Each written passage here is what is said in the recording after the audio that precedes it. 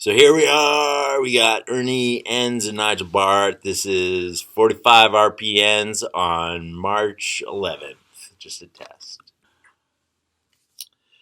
Well, it is March 11th, folks. We are here for installment 2 of RPNs, 45 RPNs with Ernie Enns and Nigel Bart. And today, who are we talking about, Ernie? Well, I think we're going to carry on the tradition, and we are going to do another 45. And so I think this tradition is going to continue for a while, and then we may change course yet at some point. Yeah. That sort Well, of thing. see, my vision with your vision is to do these 45s, and eventually we'll have some spot guests in place. Like we'll bring in a guest for half the segment, that'd be awesome. and then you'll talk about a music, and we'll tie it all together in a really magical way. Yeah, that would be really, really cool. Like we get a musician in or Yeah.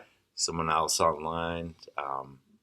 So tell me, Ernie, who are we looking at today? Well- if maybe do some housekeeping here first. I'll leave. We're at GPAC, Treaty 1 territory in Manitoba, Carmen, Manitoba, and we are GPAC is a nonprofit charitable art gallery here, cultural leader in fine art, and Ernie, do you want to share a bit about yourself? I could. Yeah, Ernie Enns. I live in Carmen, so I live not many blocks from here, type thing. And I've been associated with GPAC, which means Golden Prairie Arts Council, for probably, I'd say, more than 10 years. And how that came about was kind of cool in the sense that uh, my music outlook and my music was just renewed in me because I had gone so many years without, raising a family and all that stuff, and you kind of get out of it. And I remember the one day in particular, I'm laying on the couch at home, and I get a phone call, and that phone call was from Brenda Major, and she is the what do you call her here? Executive director. She's the executive director of GPAC. So if you ever need to or want to play in Carmen or whatever you need something to do in the arts world, that's who you would contact, would be Brenda. But anyway, so Brenda calls me, and I didn't know her. I think I knew her name at the time, and that was before she was married. And so I knew who she was, but didn't know her at all. And she asked me if I would come and play guitar at the Arts Council because they do it in a weekly fashion. And so I found out later the reason for them calling me is because her sister Val uh, loved to sing. She was a singer and she loved to sing. And they were playing here every Thursday, but she liked to play more modern music, And the people they had brought in, they had a banjo player and they had a guitar player, and the people they had brought in were quite a bit older than myself, that sort of thing. And so they're not up on this country music that Val wanted to sing. And I'm not sure if I can elaborate on it. Like Val at the time was diagnosed with cancer, and she had stage 4 cancer. And so Brenda, being the good sister that she is, she wanted to keep her sister on, get her recorded because she was a very good singer, and she wanted to record her. And so they thought, well, we're going to bring in some people that can play this more modern music that Belle likes to sing, and so that's where I came in. So anyway, I didn't know any of this at the time. I just know I got this call. So I came in and I played backup for these girls, and it wasn't long. Then some of the band members realized that the band was going in a different direction, so some of them dropped out and the whole scene got a little more modern type thing. And and not that you wanted that to happen, but these girls were very progressive in their singing and all that.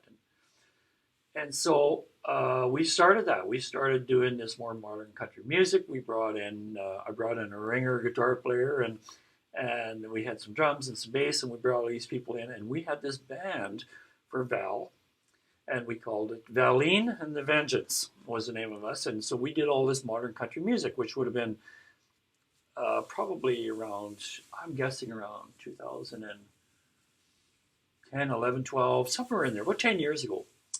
Uh, and we played all this modern music, but the music we played was modern in the sense that it was from the 90s. It was 90s country because that's the stuff that, I grew up with and they grew up with. We kind of liked this country music. So that's what we did.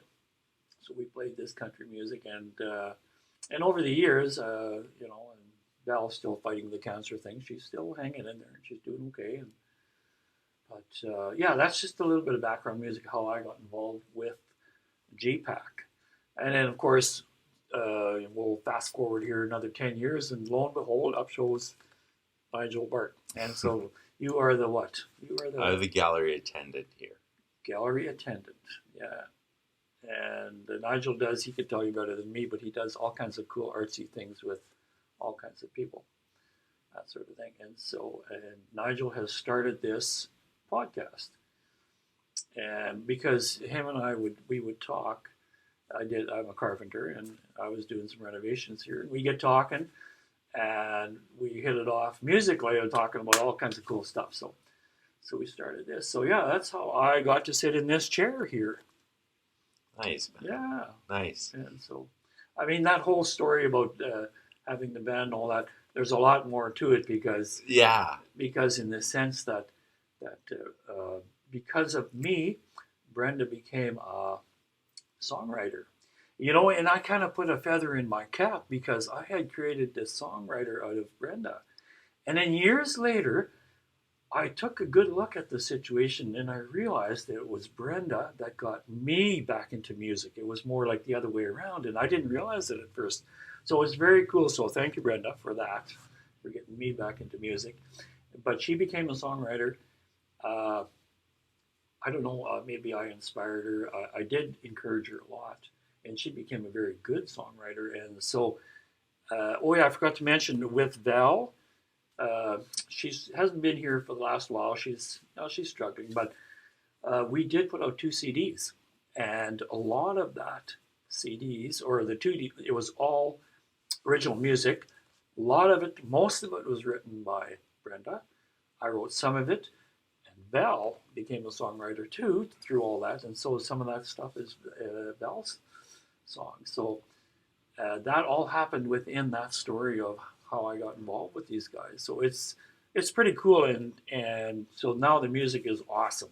Like for me, I'm back into playing a lot. I'm back into writing and singing, and because of Brenda's encouragement, just her personality as I don't know, she doesn't think of herself as a leader, but I think she is quite a good leader, and because of her. And her background vocals, I've become a fairly confident singer.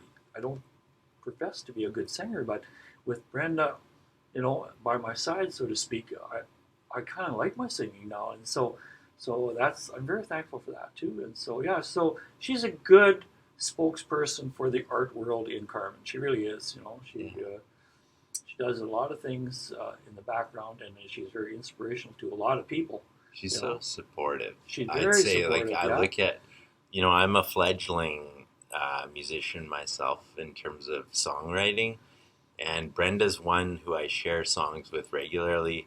She's someone who's inspiring me daily, and she always she takes such a humble approach, and she, as well as you, Ernie, you were the first one I shared some of my music with, and you, even though it's kind of raucous and not produced well, Ernie and Brenda here have really supported my music, but I see that there's so much passion here in this town here, and you're a leader, Ernie, in your musical passions, and so is Brenda, and you both you carry this torch, and there's been miraculous. Music is such a strong vein here in Carmen. And I've noticed like this amazing artists who've come out, like Fazia has come out of here, and there's Yeah. a strong connection with Brenda Yeah. and you, and like that you guys know each other. And Yeah. she was now she's kind of big time. Yeah. So this Fozia used to open for us when we would play gigs. isn't that cool, Isn't that man? awesome? And yet, I know you would have just supported her like Yeah. anything got her started. So Yeah. good for you, Ernie. I don't And know if we had a whole lot to do with that, getting her started, but I think encouragement would fit into there because yeah, she used to come here to the station to our Thursday night practices, yeah, and her sister would set up. yeah. And one thing I noticed about her, right when she was like 11 or 12 years old, that when she started a song, she went into a trance. She was a different person.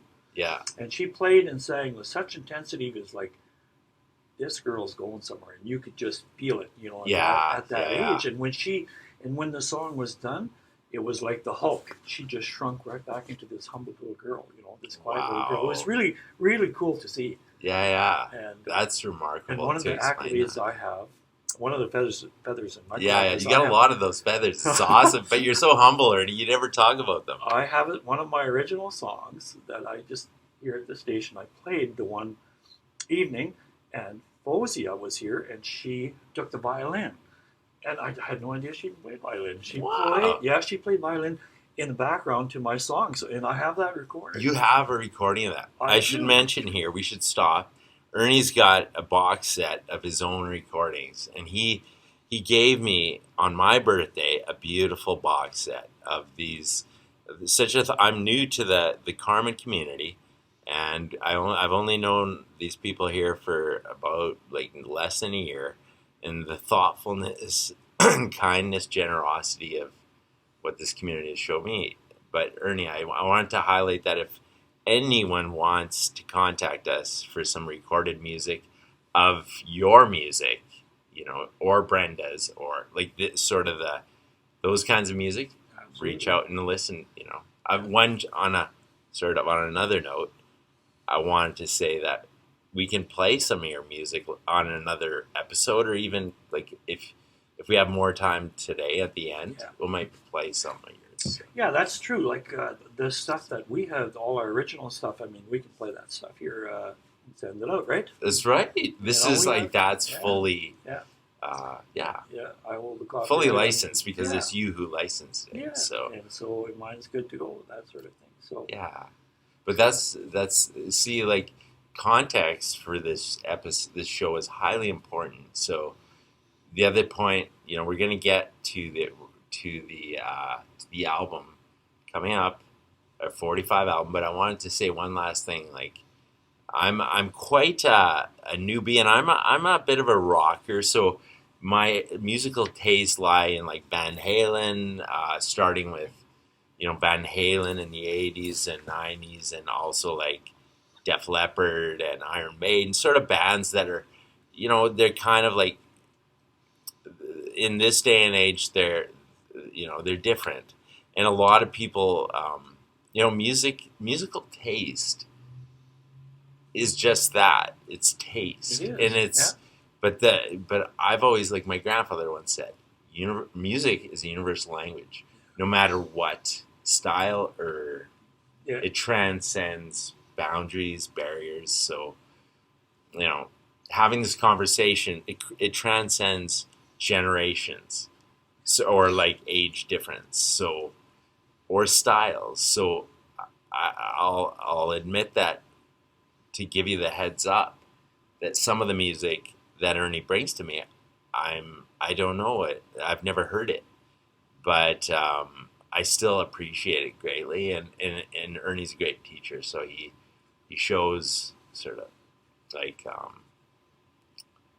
he explains it well. So I guess we could move to the next session. Well, okay. So you mentioned that you don't know this music. Well, this 45 that I'm going to talk about now, you for sure won't know this one. This to me is, and I know when I started to look for this at the time, this was the rarest 45 in the world, in my mind. This was the rarest 45 in the world, because I found this on the internet, and I looked for this it's a band called Second Helping, and I looked for this for a long time, decades. And then one day, as we got into the computer age, and I got to be a little bit savvy on the computer, and I could figure out stuff. But anyway, I found this on the computer, and this is what it said. I'll read it to you. I'm not sure who wrote it or anything, but I liked it. I liked the band so much that I eventually, well, I don't want to skip forward too far ahead. I'll read this for you. It says, Is this? Hold on. Is this? I'm gonna photograph what he's got in his hands here for our audio listeners. But this here is like it almost looks like one of those platinum album. Is that an actual 45 inside there? no, In your glass? no, Like no, he's got a plaque here with a 45 album. no. in I it. just took a picture of it and I had it put on there, and then Sweet. put a frame on it. That's how much It I looks like. super cool. That's how much I like that. It looks 45. like Okay, and then I found something on this. Two. This is what I read, and then it made me think that, wow, is that ever rare? I'll never have a chance of ever owning it. So it says 2 pressings of this single exist. The first one is pictured in the video segment. The second has revised label copy, 1971, with publishing credits to La Pella and Summerlee, and the mix identified as mono. Even though the first pressing says stereo on the label, in fact it is mono as well. There is no known stereo mix of this track. And we're talking about a song that at the time I was looking for. I didn't know what it was called. All I had was a guitar riff in my head and the name Second Helping. So I had a band to go by. And so far I haven't told you who this is. Okay? And I'll tell you later who it is. But anyway, so I'm the last time I heard the song live, I'm pulling up to Chicken Chef in Carmen. This is probably, I'm guessing in the 80s. I don't even know. I don't think it was the 70s. I think it was the 80s, maybe middle 80s or something. Don Percy was still on the radio, and this song was on, and I hadn't heard it since it had been released, and it was released in 1970. So I hadn't heard it like for a decade or more.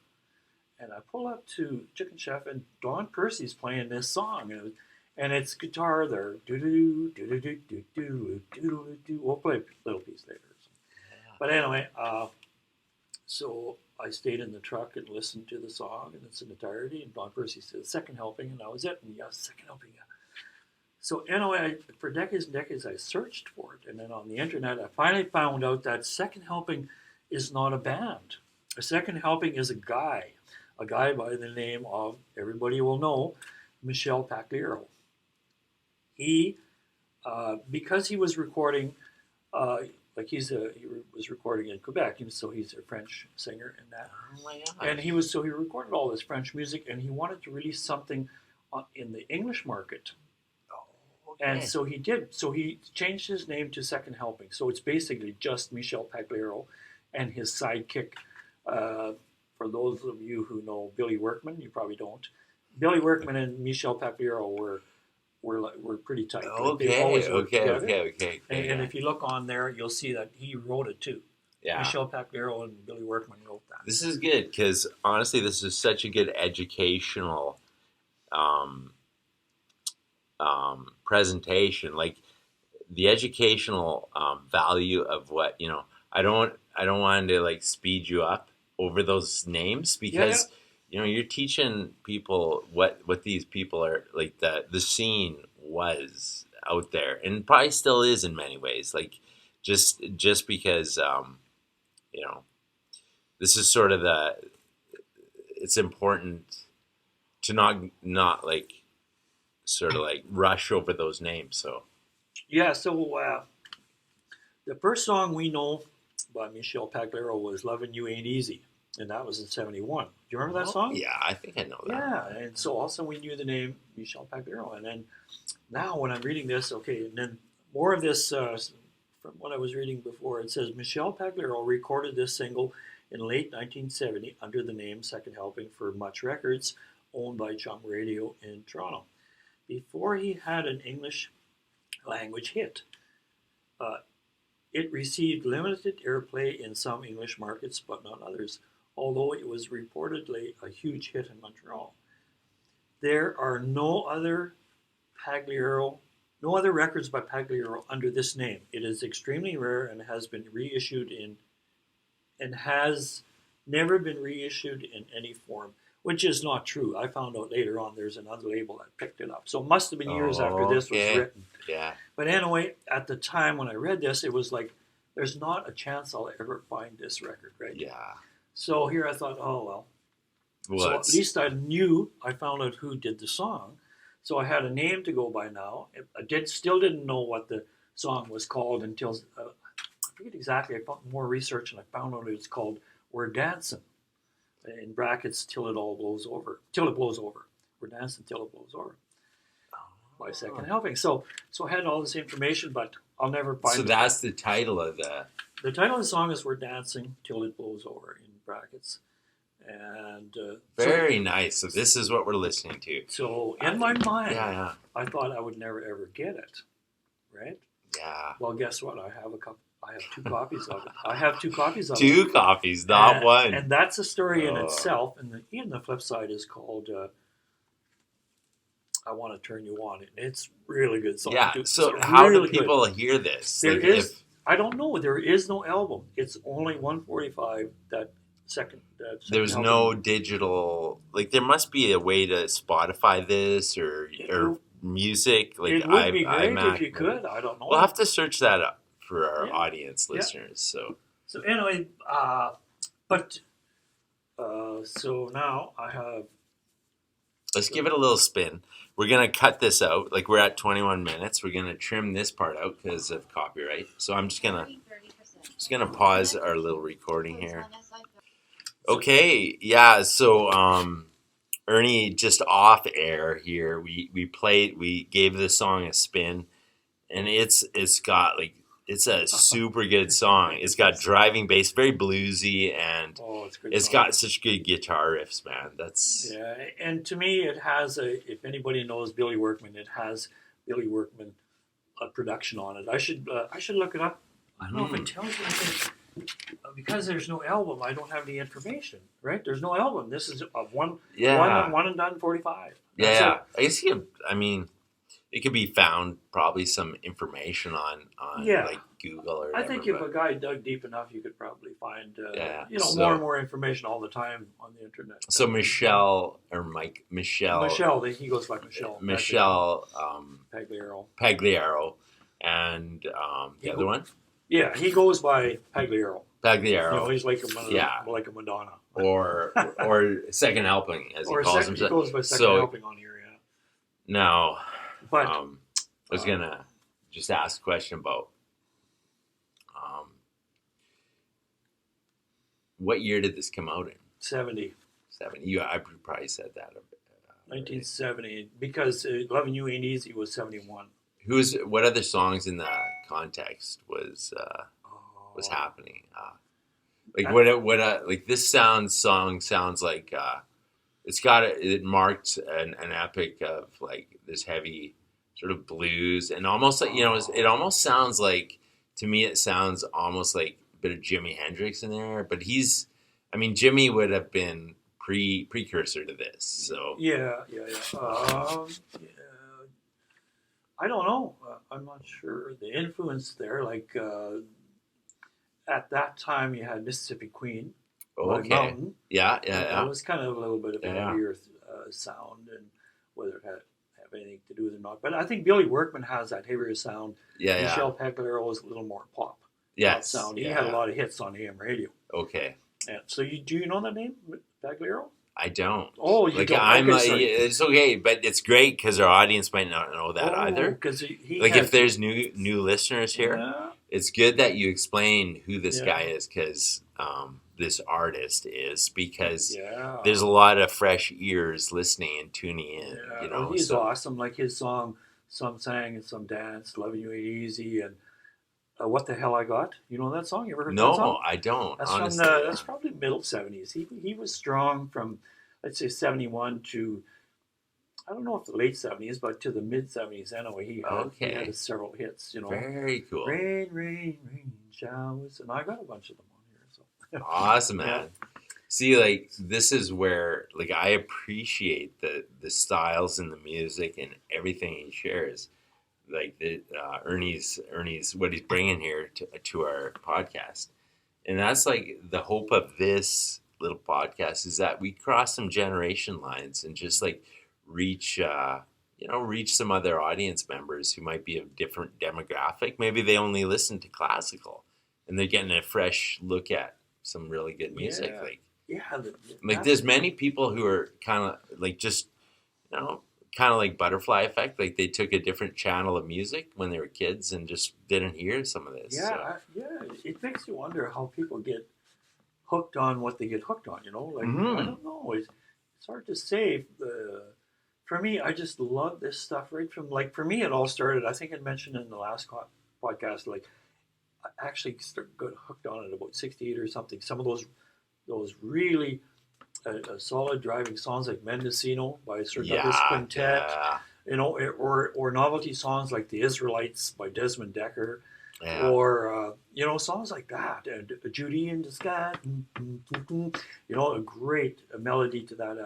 That was John Fred and the Playboys or whatever they were called, and yeah, those are the songs, and it just never changed for me. Like I have always loved that style of music, and I still do. Even though I write all kinds of different music, I write country, I write gospel, I don't really write rock, but I write instrumentals and all that stuff. And How do you, like, this would be rock we're listening to, wouldn't it be? oh yeah, This is hard time rock. well Like good time at that rock. time it was. Nowadays Yeah. people would call it soft rock. I don't know. I have no idea. Yeah. No, I think But, it's like, but it's yeah, classic rock, I'd say. this is classic rock. Yeah, But it's beautiful, man. it's beautiful It's, stuff, and it's a shame that like a lot of these songs we're going to be talking about are rare and they weren't played much, and so people have never heard them, and yet they're great songs. So I don't understand why they didn't make it. Maybe we'll have to have a podcast where we have, album cuts that never made AM radio or something like that. Yeah. Because you run across great songs on the albums, like how come this never made the radio? So makes you wonder. But anyway, there's a little more of a story to this record. Yes, please. Because so far everything I told you is I haven't got the 45 yet. I looked for the 45 for decades, and I asked all the record guys. Like I would go to every record show in Winnipeg, always look through everything, and I had my little list of songs along always. And I'd always ask the real gurus on these record shows about its second helping. And I get the same answer every time. Well, it's a Leonard Skinner album, they'd always say. What? Leonard Skinner? It has an album called Second Helping. Okay. So I would always say, no, the band Second Helping, not the Leonard Skinner album, but the band Second Helping. And nobody had heard of it. Nobody had heard of it.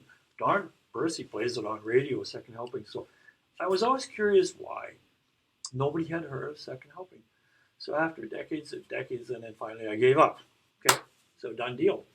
And then one day, a friend of mine is having a birthday party, and he invites all his friends over, and we all met in the tea room in town here. Like that's where he had it. John, a friend of mine, John, and then John's son, Tony, whom I know quite well, and every time I see him and we have some pretty good chats. Yeah. But anyway, this happened about, I don't know, 4 or 5 years ago or something like that. And then I said to Tony, we got talking, he says, what about Discogs? He says to me. And then that's the first time I ever heard the word Discogs. Yeah. And I said, what is that? And then he told me, he says, any song you want to find, it's on Discogs. And I said to him, I says, I highly doubt that because I have very obscure songs. Yeah. Well, don't you think I went and looked on Discogs and I found this song and I ordered it. And right out of, I ordered it out of Montreal, I believe. I forget the name of the record shop. And I did the PayPal thing. It cost me $5 or something. Wow, man. And they sent it to me. So is it like a totally legitimate site? Like they? Oh yeah, like, Discogs. Discogs, it would be like the equivalent of like I don't know, like a music shop. where you Yeah. purchase like Yeah. only it's online. So Yeah, and at first I think it was run a little different, but now the format is they are the central hub, and everybody puts their stuff for sale on Discogs. oh, And very good, and then you buy from the person direct. You don't buy. very good. Yeah, So so it's that's the system they went to, and it works wonderful. yeah, I have bought not many, maybe 8 or 10 records from them. very Yeah. good, very And good. every time it's been a wonderful experience. That's good. It's all these record people, and I ordered stuff from Spain and Portugal and England Oh my gosh. and California and New Jersey and What an awesome sharing yeah. circle. And I don't contact these guys, but I send these guys these contacts Yeah. PayPal money, and they send me the record in the mail. And I go to the mail and pick it up, and that's how I got. So I ended up getting, and when I read this about there's only 2 copies in existence, it's 2 versions in existence. Yeah, so I read it too. I heard it first two Yeah. 2 copies, but actually 2 pressings would be like how many releases of that pressing, Yes. you know? Yeah, so I kind of misunderstood it, and so Right. that's why I kind of gave up on it. But anyway, yeah. But even so, it's very rare. Record. Yeah, it is. Yeah, And yeah. so I'm very happy. Very Very happy to have it. nice. So I have 2 copies of it, no album, and yeah. So yeah, that is awesome, Ernie. So that's my story of second helping. And now, if the guys would ask me about second helping, I could say, yeah, I know who second helping is. Exactly, and Yeah, not so. yeah. I was thinking of like my mind is ruminating, if you will, on that concept of like the first album you ever got. So let's talk about the first album you ever purchased, bought, like where it came, how did it get into your hands, and why did you buy it, and what did you think of it, and what happened to the band that started it all. The first album that you bought, not that like your mom and dad made you listen to, but the first album that you went out and bought. Like, what about that experience? Well, the first record I bought wasn't an album; it was a 45. Oh, yeah, that's awesome. Hard though. to guess that Well, one, right? yeah, it's good to distinguish. Yeah, that the too, very yeah. first record I ever bought was a 45, and I'll tell you the album in a minute here. But it was a 45, My Sweet Lord by George Harrison. Oh, That was my very first 45, and I still have it. I still have the original copy. I bought it off of Michael. It was a grade older than I was in school, nice. in high school, and he had this record. And where I came from, we didn't have money. Like, Of course, yeah. we didn't have money. We were very Yeah. poor, Yeah. and in school, I found this guy, and he was willing to sell this record to me because I'd heard it on radio. Nice. And I can't remember if it was 25 cents or 50. Oh, I'm not kidding. yeah, that's And a I lot bought this too for a 45, kid. How'd you ever get your And I hands on wrote my name on it and everything like that. Nice, And then I man. listened to that to death because I Yeah. loved it. And the very first album was Best of the Guess Who, Volume 1. Oh, And I listened to not side A, I listened to side B over and over. Side A was okay, but side B was killer good. nice. Killer man. good, yeah. So George Harrison from the Beatles, that George Yeah. Harrison? Yeah.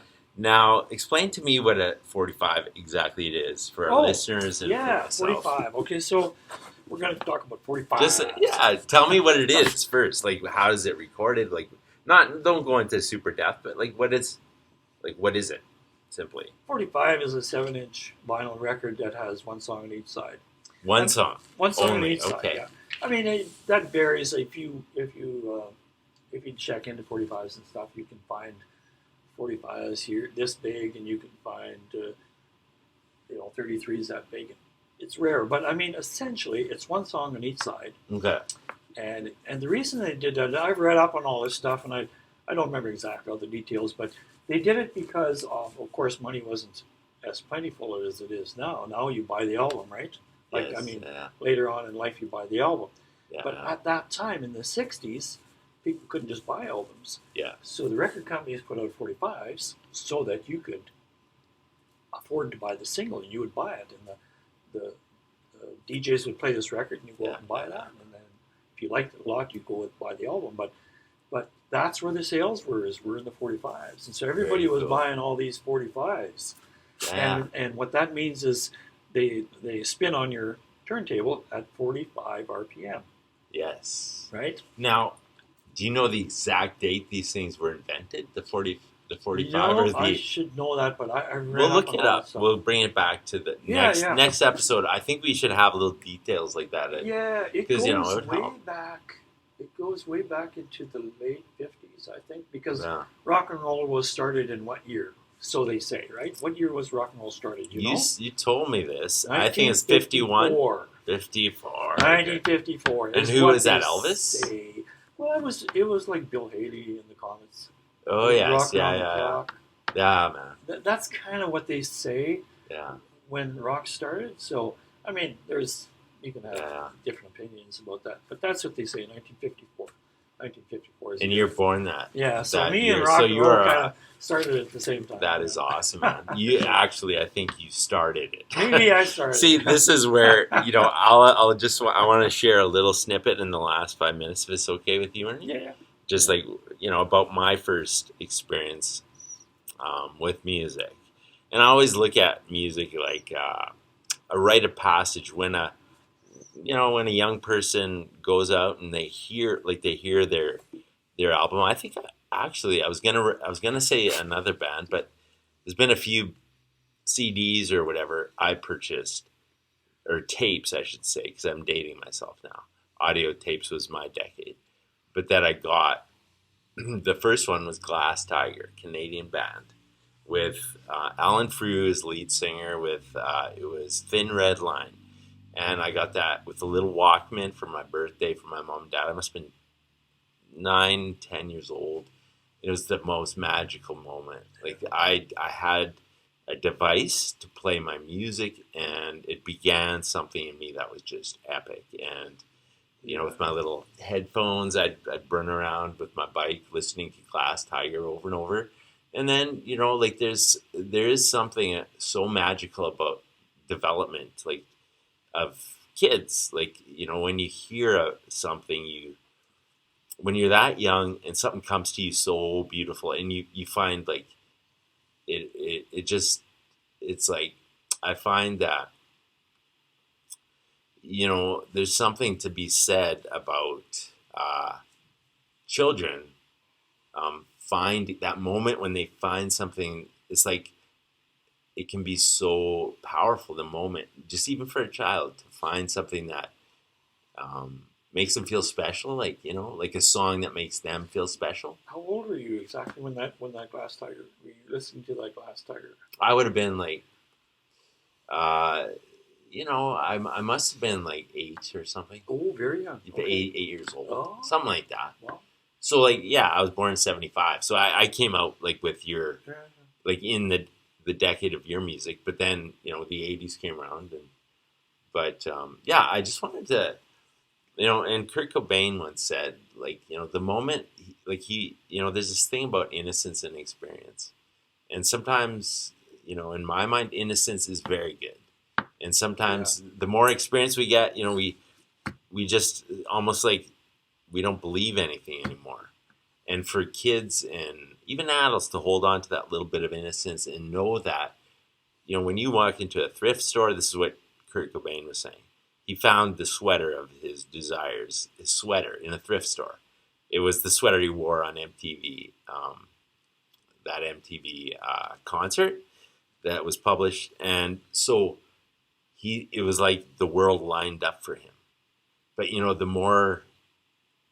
the more we gobble in this world, like, just like, the more we learn, and the more speed we have to access anything in the world, it's becoming a real problem that people just like, we're bombarded, overwhelmed with experience, Mm-hmm. and we've lost that little innocent spark. Yeah, very much so. And I think the more you experience, and like you say, and that you can't have those magical moments anymore. Yeah, and that's the sad It's part. the innocence that gives you that cold spot in the stomach. That's it, man. Yeah. It's like so important to recognize. Yeah. But, yeah, there is that certain age in life. For me, it was much later, like 8 years old. I don't remember much from that age. For me, it was more into my teens when I took on my middle teens. Then everything was very influential on me. Yeah. And then, I mean, it probably started a little bit before that, but yeah. But the innocence was great because everything was so special. Yeah. you know, Yeah. and you lose that with life's experiences, Yeah. that sort of It's thing. So well, we got 5 minutes, Ernie. we've got 5 minutes. Where do you want to take this? I don't know. You want to talk about another 45? Ah, I like the way you can say we that. do it in 45 Why doesn't- seconds? No. Can we talk about it? Yeah. Spin me a. Well, here. I could do another quick one, or what? Uh, What direction you want to go with Okay, this? here, I'm going to ask a wild question. Okay. We'll just throw it out to wild questions. You ask me a question, I'll ask you a question. We'll play this question game. So, like, it's not going to be wild questions. It's going to be regarding music and collecting. So, like, and it's not going to be invasive or anything. I was going to ask you, like, regarding your collecting, your music, um, you know, what do you think the like this is a hard one to frame for me because I'm digging deep, but like, how has it helped your life, or like what do you see your what do you see the impact of what this collecting, not only collecting but listening to music, I should, collecting is one thing, but being a listener and a fan of music, what does that do to your life? Just like what is it? Well, I love it. Like, it's pleasure type thing. Like, all the music stuff I'm involved in, like playing in a band, writing music, playing live, all that stuff. My very favorite thing, still to this day, as much as I love playing live and as much as I like writing songs, that's all very special stuff. But the very most coolest thing I like is listening to these songs we're going to be talking about when I'm driving down the highway in my car. And just listening to the songs, I just love it. I just love it. Those are great songs, like what you heard there today. I could listen to that song over and over again, not in a row. You want to do it tastefully, like every summer you haul it out and drive around. But yeah, and so It's almost like I just it's your love passion. It's my passion. I'm not sure exactly why I got to be that. Yeah.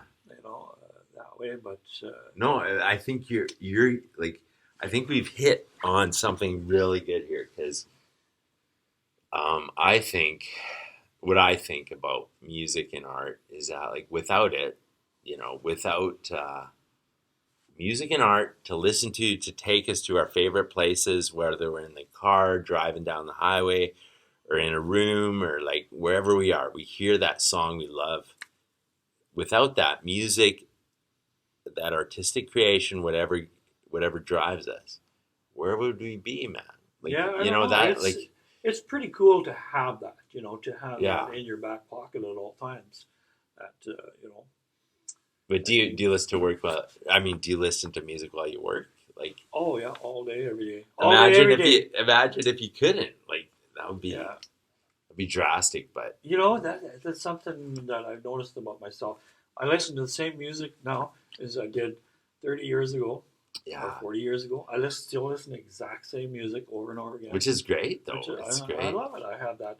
I have 1,942 songs. Oh my gosh! That's vast. It's huge. That's what I have, and that's another thing we're going to get into in one of these podcasts is the chronological stuff. Chronological music, and to me that's very important because every song has a bunch of other songs that go with it because they were all on the radio at the same time. And I'm talking AM radio. AM radio was everything in the 70s. FM never showed up till late 70s. So in all these songs that were, if you hear one of them and you hear this one, and the ones that were on the charts at the same time, it keeps you in that time frame. It's not jumping all over the place, That's so cool. It's a framework. Yeah. Like, it's a framework for understanding, like remembering, understanding who we are. Like, I get it. It keeps you in. If you listen to a great song and it has great memories, the next song comes on, and it could be something totally different. But if you do a chronological thing, it'll keep you there. And then you hear the next song, and it keeps you there. And then the next song comes on, and the next song comes on. There's something important about what you're and saying. that's there. what I've done with my CDs. I put these songs in chronological. So when I put a CD in to my car as I'm cruising, which is all legal, I mean, I use it for myself and Yeah. that sort of thing. And I'm cruising down the road, Yeah. and all the songs from such and such a month or year or whatever month or a certain year are all together, and they're all playing their own type thing. And so yeah, we'll elaborate more on that. I have all kinds of radio charts and stuff we Yeah, can dig through. we'll unpack that in the next episode. Yeah. Because I think that's something I'm going to be thinking about for a while. Because I also like I'm big on how minds work, like psychology, and this is one of my interests. And sometimes, like, and I'm also big on mental health and memory, and like how we in a society, like a broad society where everyone's bombarded and everyone's speeding like super fast in their lifestyles, we often forget what we ate in a breakfast meal. And so like this has some good ramifications is what I mean. But that will be covered in the next episode. We're already a minute over time, I see. So I want to say thank you, Ernie. Yeah, like it's you're welcome, and thank you. So this is episode 2 of, how do you say it, 45 RPNs. 45 hours. So when this is funny too. We can go on a little bit more. When Ernie came to me, he said, like, we were just brainstorming, and he came. I think you said 45 RPNs or something. No, you did. No, that was yours. Was it? Oh, yeah, okay. That was yours. But I said RPMs, as in RPMs, and you caught the ends in there. Yeah. And I totally didn't. I missed it because I missed so much in life. Like, it just goes over my head. But then I mentioned it to someone else, and they said, "That's RPNs, you know." yeah, it's pretty cool. Yeah. So, yeah, 45 for 45 minutes. Nice, man. Thank you, Ernie, as always. And we'll be doing this every Friday at 5. So thanks everyone for tuning in.